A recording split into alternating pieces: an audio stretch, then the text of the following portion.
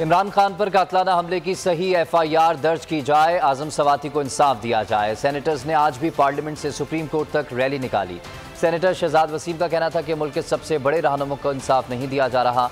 Parliament auction house बन चुका है। फौरी इलेक्शन के अलावा मुल्क बचाने का अब कोई रास्ता नहीं।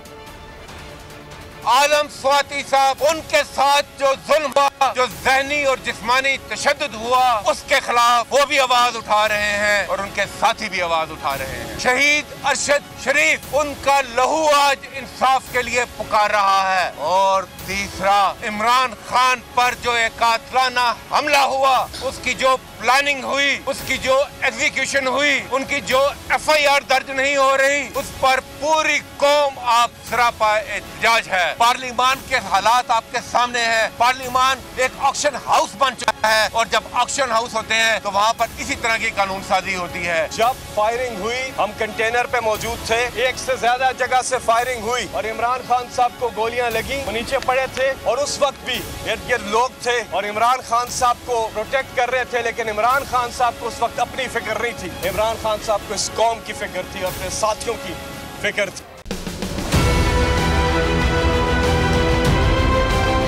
मैं आज बोल्ड टीवी वाले शोएब शेख को, उन्होंने उसकी जिंदगी को खतरा अब हो गया। पहले उसको था अरशद शरीफ को, आज शोएब शेख का मुझे पैगाम आया है, उसको धमकियां दे रहे हैं कि उसको मारेंगे। इस सिर्फ के बोल्ड टीवी हमें उठा रहा है। बोल्ड ने हमेशा हक और सदाकत का साथ दिया, सच के साथ खड़ा रहा।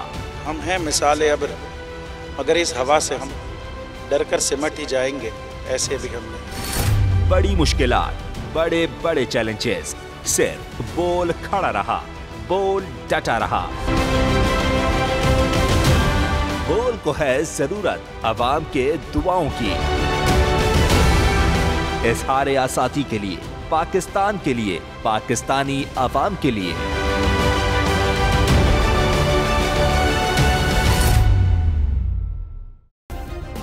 सब्सक्राइब करें और बेल दबाएं ताकि कोई खबर रह न जाए।